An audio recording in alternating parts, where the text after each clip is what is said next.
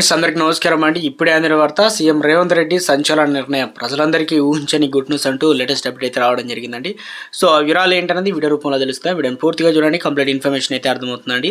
వీళ్ళు ఇంకెవరైనా సరే మన ఛానల్ సబ్స్క్రైబ్ చేయకుండా వీడియో వస్తున్నట్లయితే వెంటనే మన ఛానల్ సబ్స్క్రైబ్ చేసుకొని bell button all notification activate చేసుకోండి. అదేవిధంగా లైక్ చేయడం మర్చిపోతున్నారు, దయచేసి లైక్ చేయండి. లేట్ చేయకుండా వీరాలకి అయితే వెళ్ళిపోదామండి. మనం అసెంబ్లీ ఎన్నికల ముందు ఇచ్చినటువంటి 6 గ్యారంటీలో నుంచి రైతు భరోసా, ఆసరా పెన్షన్ల పెంపు అమలు చేసేందుకు రాష్ట్ర ప్రభుత్వం సిద్ధమవుతుంది. ఈ రెండు అమలు చేసిన తర్వాతే స్థానిక సంస్థల ఎన్నికలకు వెళ్లాలని సర్కారు ఆలోచిస్తున్నట్టు తెలుస్తుంది. లేదంటే క్షేత్రస్థాయిలో నిరసనలు వ్యక్తమయ్యే ప్రమాదం ఉండడంతో ప్రభుత్వం అలర్ట్ అయ్యి ఈ డెసిషన్ తీసుకున్నట్లు ప్రచారం జరుగుతుంది. ఇప్పటికే రైతు భరోసా అమలు చేయకపోవడంతో, రైతులు పింఛన్లు పెంచకపోవడంతో మహిళలు అసంతృప్తిగా ఉన్నారనే టాక్ పార్టీ వర్గాల్లో అయితే ఉంది.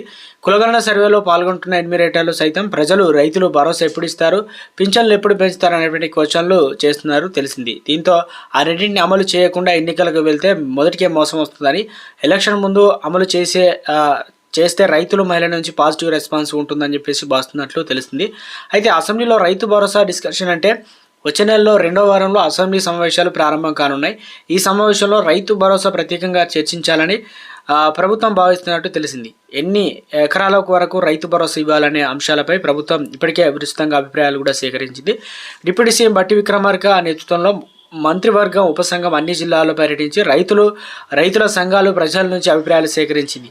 అదేవిధంగా అసెంబ్లీలో ప్రత్యేక చర్చ ద్వారా అన్ని రాజకీయ పార్టీలు అభిప్రాయాలు తీసుకున్నటువంటి తర్వాత రైతు భరోసా విధి విధానాలు ప్రకటించేందుకు ప్రభుత్వం ప్లాన్ చేస్తుంది.